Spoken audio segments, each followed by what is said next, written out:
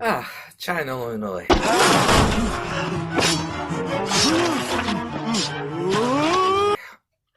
When people ask for my favorite show, I want to say that show, but it's a guilty pleasure. Just jack this mountain off. Okay, yes. Okay, I'm gonna do it.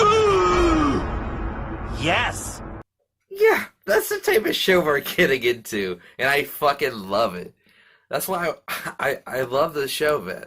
Especially keeping at the back of your mind that one of the tamest things that happen in the show is Steve giving out his sexual history throughout the whole episode. That's the least craziest thing that happens.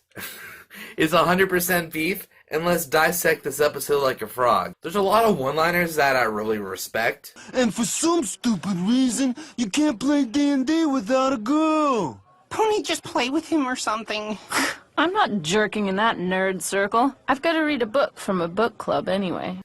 Which actually, she does end up being a jerk in that jerk circle. So, Pony decides to play Dungeons and Dragons with the others despite her making fun of baby cakes. And, you know you want to play Dungeons and Dragons. And she makes fun of baby cakes and the other people for it. But ends up she really got into it and started outsmarting everyone. It's ironic she's making fun of them for being nerds but was part of a book club. Like, that got me a chuckle. You can have any hobby that you want, but it's a bit hypocritical. And it speaks on how people bash someone for having a hobby that they think is nerdy, but the other person doesn't, and vice versa. Since Billy was doing so well, Baby Cakes actually stooped so low that he ended up dragging someone out of the damn hospital to try to replace Pony's spot on the game. Shit like this, it's just... It's like, it goes so far, so dramatic, like that. It's so out there. You just gotta laugh at it, man. Baby Cakes takes Dungeons and Dragons really seriously, like I do YouTube. Only I want to drag someone out of the damn hospital. Like, what the fuck? Like, I relate because I take shit really seriously with YouTube, but at the same time, I wouldn't go to drastic measures like that, so I'm able to laugh at it and in return laugh at myself. Pony loves rubbing it into Baby Cake's face that she's better and how upset it is making Baby Cakes. He just ends up just kidnapping an ill patient from the hospital, you know. Desperate times for desperate measures. Oh man, you do what you gotta do the way, dude. No, don't do that. Don't think I'm actually being serious. -7. Frost them out. Eventually, this happens.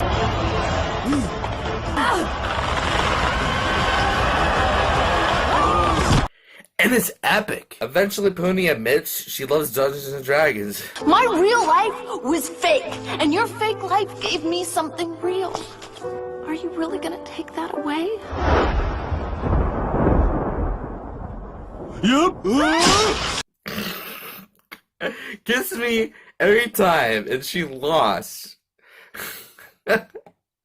That's some karma, actually. Meanwhile, Frank wants to show how much a man he is because his class keeps clowning him when the professor becomes the class clown. Frank actually then sets up a whole motherfucking press conference in his classroom. And I'm a very anxious person, and I relate to Frank because he's really, insecure about himself, and you go to many lengths to prove that whatever they're saying are wrong. You know, it just helps you laugh at yourself. He takes the clowning so seriously. Like, you know, a lot of people would have just brushed it off and tried to forget about it, but not Frank. Yeah, but Frank demands the paparazzi to take photos as he entered, like he's someone important. Hey, assholes! I'm the guy, okay? So take photos as I enter. Cut the crap. That's fueling his ego there. I wonder how much he had to pay to get all the cameramen. Like, this was the next day. He arranged all of this in one day. Like, that's how obsessed he was. I think it was the next day, but this of course attract the news to report on this bullshit, or if he actually got the news as well. But eventually, with what like the news has to be there, especially with what happens next. Frank actually challenges Muhammad Ali. Frank is so stupid to challenge someone with Parkinson's disease to a wrestling match, and thinking that it's gonna make him look manlier. Just makes him look like a dick. He claims he didn't do the research, but at the time Ali had the disease, says 1984. It's one Google search away. I think he did it on purpose so he would win, but either way, he's either a dick or an idiot, or both. So, respect to Muhammad Ali. He actually recently passed. They made this before before he actually passed away. It's just really awkward. Muhammad Ali actually accepts the challenge. Franks ends up shitting bricks about it because he didn't think he would actually respond, let alone accept the challenge. So he takes so much steroids that he looks like this. And these guys ending up not even reaching each other in the ring. How does that how does that work with collagen? I don't know, but It looks like it's gonna be a draw. he ends up shedding his skin after a draw. Like,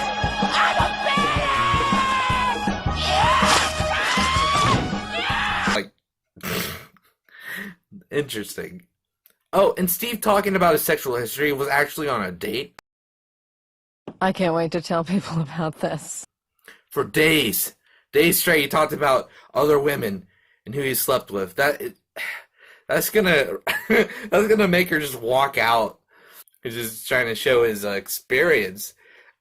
It's like an interview. You come in and you're like, all right, this is who I slept with. That's who I slept with. No, that's not how it works. I love this show.